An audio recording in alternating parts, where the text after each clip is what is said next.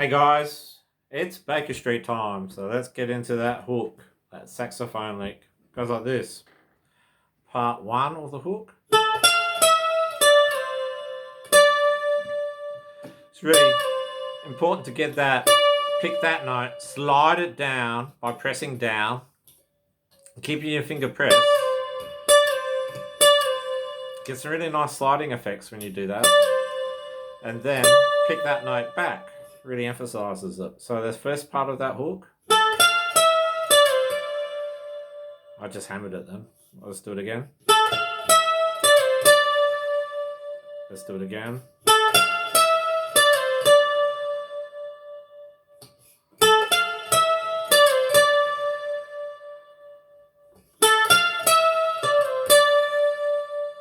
Again. One more time. Okay, that's the first part. Second part. Nice and slowly.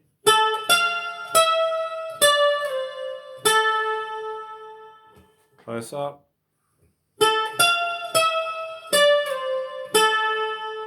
That's the second part.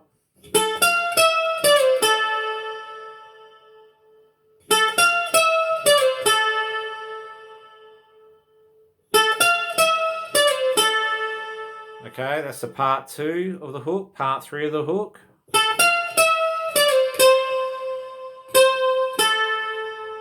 That bend is, it's not really a big bend.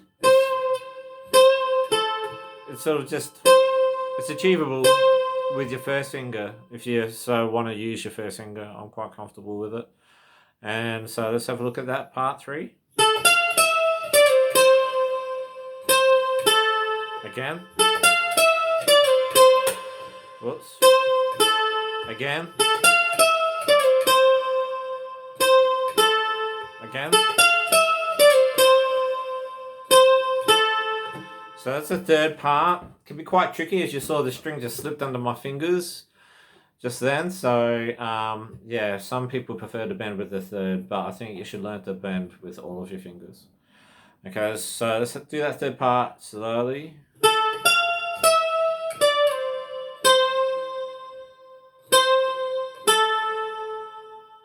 Okay, that's the third part. And now we've got that fourth part, goes like this.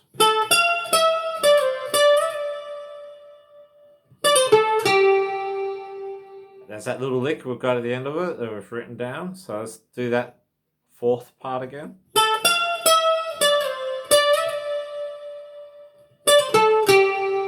Okay, nice and slowly.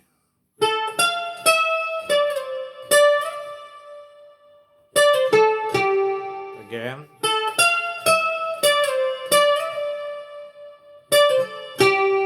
Again.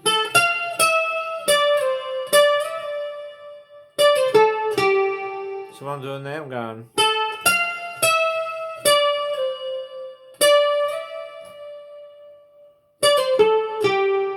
So at speed is like.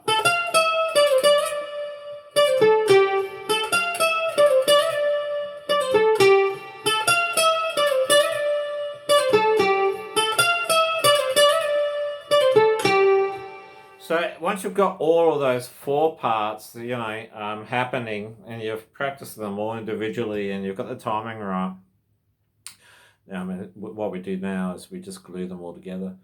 So here we go, from part 1 of the hook through to part 4 of the hook.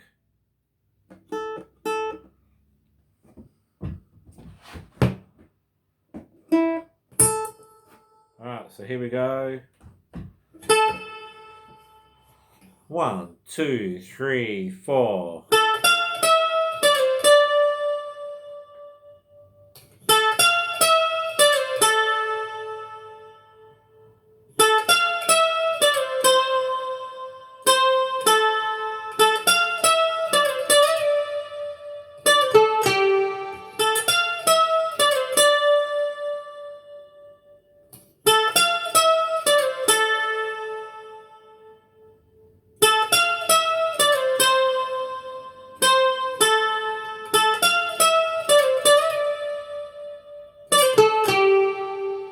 Okay, so that's the hook section, which is really quite something to sort of like really master. When you get confident, there's two moments where you can do that. You can emulate that wow sound. So between 1 and 2, and between 2 and 3, you can do that slide down. So you can do this if you want to dress it up a little bit.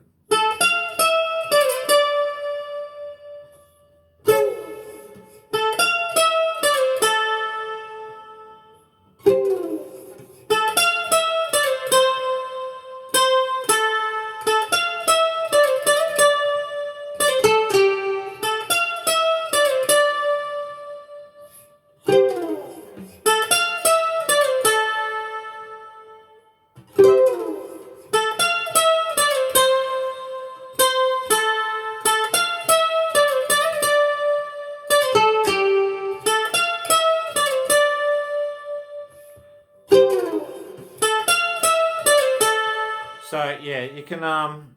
It takes a lot of practice to really sort of make the right sound and sort of make it last as long as it needs to.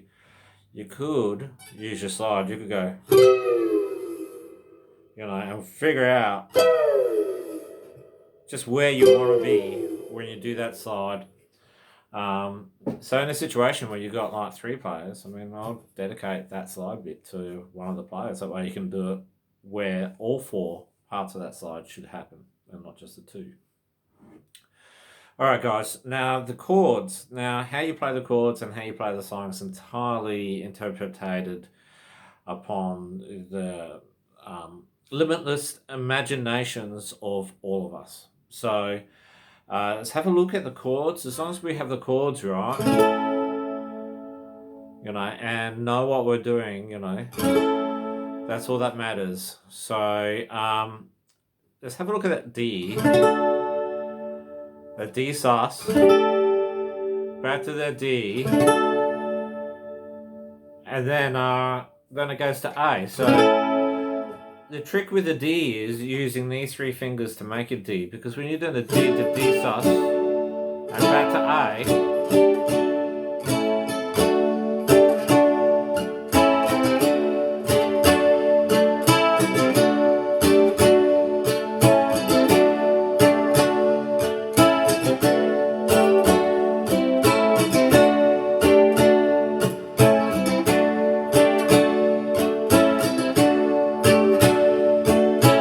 that exercise, just being able to, so valuable to be able to master. So whenever you get into a situation where you're playing a D chord, do consider playing the D chord with these 3 fingers. Sure, I love this option, but really important to be able to, figure it out and, be able to do it at will, wherever you want, so, yeah, really important. So guys, every time you go through chord sections and songs, always make a point of learning the chord, really understanding, the chord in the song and how that works.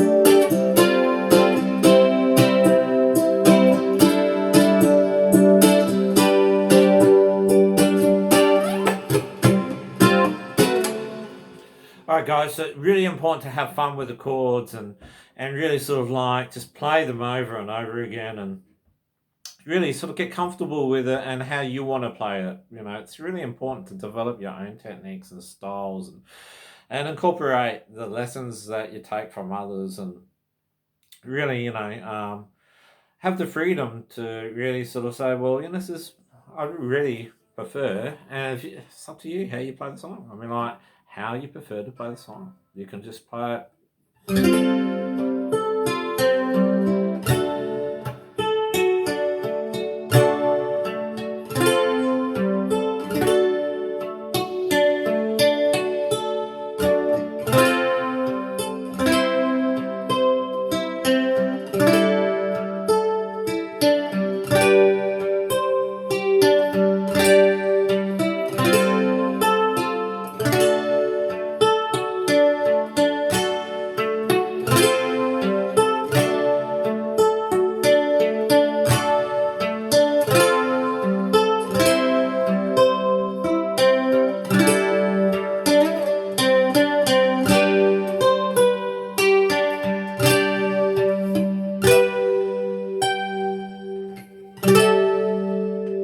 Okay, guys.